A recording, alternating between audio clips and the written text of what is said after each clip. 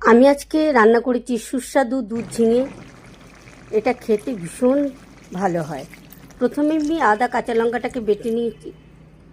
তারপর একটা কড়াইতে তেল গরম করে জিরে শুকনো লঙ্কা ফোড়ন দিয়ে আদা আর কাঁচা লঙ্কাটাকে নাড়াচাড়া করে ঝিঙে আলুটা দিয়ে দিয়েছি, হলুদ কাঁচা লঙ্কা নুন দিয়ে নাড়াচাড়া করে খানিকক্ষণ ঢেকে রেখেছি। তারপর পরিমাণ মতো দুধ আর কর্নফ্লাওয়ারগুলো দিয়ে দিয়েছি। কর্নফ্লাওয়ারটা দিলে দুধটা ফেটে যাবে না। তারপর যখন সুসিদ্ধ হয়ে গেছে তখন তার মধ্যে কাঁচা লঙ্কা আর ভেজে রাখা বড়ি দিয়ে দিয়েছি। এটা আমি এয়ার ফ্রায়ারে ভেজেছি। তারপর খানিকক্ষণের জন্য নাড়াচাড়া করে গ্যাসটা নিভিয়ে দিয়েছি, খানিকক্ষণ ঢাকা দিয়ে রেখে দিয়েছি। আজকে আমার এই রেসিপিটা তোমাদের যদি ভালো লাগে তবে ভালোবাসা দিয়ে পাশে থেকো আর এটা সবার মাঝে ছড়িয়ে দিও। আর তোমরা সেভ করে রেখো, যখন মনে হবে দুধ ঝিঙে খেতে তখন তোমরা ঝটপট খুঁজে পেয়ে যাবে।